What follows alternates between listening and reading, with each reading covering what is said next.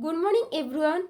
आज आम पढ़ा पंचम श्रेणीर माई इंग्लिश बुक्र रेन कविताटी आम पढ़ा। ता पूर्वर आशा करुँची जगतर नाथ जगन्नाथ कृपारे आपण मैंने समस्ते भलरे थे। जय जगन्नाथ। रेन आम बुझे रेन शब्दर अर्थ कौन है। रेन हूँ आम जाने कि वर्षा। तो यही वर्षा कविताटी की वर्षा पोएम टी आम कौन पढ़ा। The rain is raining all round. It falls on field and tree. It rains on the umbrellas here and on the ships at sea. The rain is raining. The rain एठारे कौन rain शब्दर अर्थ होची वर्षा। Raining होची कौन ना वर्षा पकेइबा। All round शब्दर अर्थ होची सबुआड़े है। वर्षा सबुआड़े पकाउछि। तो जितेबले वर्षा पकाए से कौन गोटे निर्दिष्ट जगह को पकाए कि निर्दिष्ट जगह को पकाए ना से जितेबले वर्षा पकाए से सबुआड़े पकाए। The rain is raining all round. It falls on field and tree. It falls अर्थात कौन पड़ा पकई थाए ऑन फील्ड है। ऑन अर्थ कौन ना उपरे फील्ड अर्थ पड़िया। तो यह पड़िया उपरे पकई थाए आउ कौटी पकई थाए गछ उपरे मध्य पकई थाए। ये जो पड़िया देखुच ये पड़िया रे मध्य पकई थाए आ ये गछ उपरे मध्य पकई थाए। And on the ships at sea है। सी अर्थ ठारे कौन सी अर्थ आमर समुद्र। समुद्र रे जो जहाज बुलुची जहाज से समुद्र रे जहाज उपरे मध्य पकोची। Rain on the green grass and rain on the trees. Rain on the green grass. ये ग्रीन ग्रास शब्दर अर्थ कौन ना ग्रीन अर्थ हम जाने सबुज ग्रास अर्थ आमर घास। तो सबुज घास उपरे मध्य वर्षा पकोची आ कोठी पकोची। And rain on the tree गछ उपरे मध्य पकोची। And rain on the house top एवं छात उपरे मध्य पकोची। But not upon me.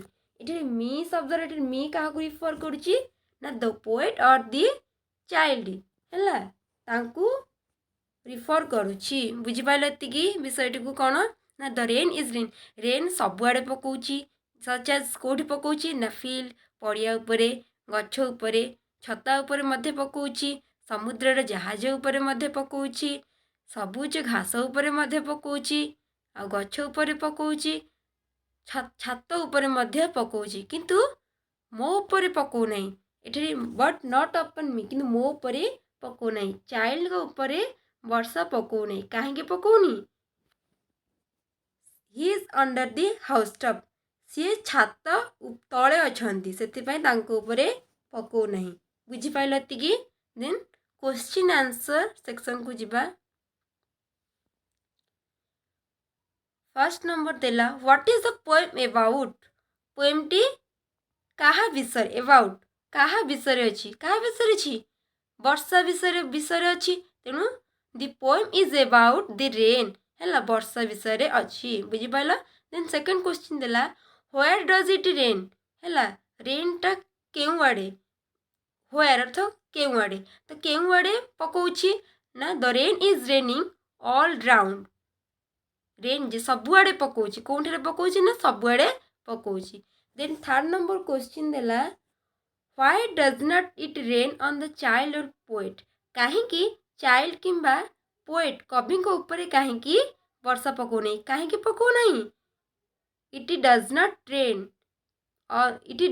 Rain on the child or poet why because he is under the house top. से छात तले अच्छे से पको नहीं। बुझिपाल। देन 4 नंबर क्वेश्चन बा 4 नंबर क्वेश्चन देला how many times rain is used in the poem. केते थर पोएम टी केते थर रेन टी कविता रे व्यवहार करे जाइछि। केते थर देखि दो आमे प्रूफ सहकारे। एटी रेन एटी अछि हैला एठी अछि देन आ कोठी अछि एठी अछि देन एठी अछि एठी अछि गोटे देन एठी अछि केते टाइम होला 1 2 3 4 5 ହେଲା 5 times 5 ଥର କବିତାଟିରେ ରେନ୍ ୟୁଜ୍ କରାଯାଇଛି। How many times? There are 5 times rain is used in the poem. ବୁଝିପାରିଲ? ଦେନ୍ 5 ନମ୍ବର 5 ନମ୍ବର କ୍ୱେଶ୍ଚିନ୍ କ'ଣ ଦେଲା? Who is me in the poem? କବିତାରେ me, who is me in the poem? କବିତାରେ me କାହାକୁ ବୁଝଉଛି? କାହାକୁ refer କରୁଛି? The poet or child. ହେଲା the poet or child is me in the poem. କବିତାଟିରେ କବି କିମ୍ବା ପିଲାଟି ହେଉଛି ଏଠାରେ ମି। ବୁଝିପାରିଲ?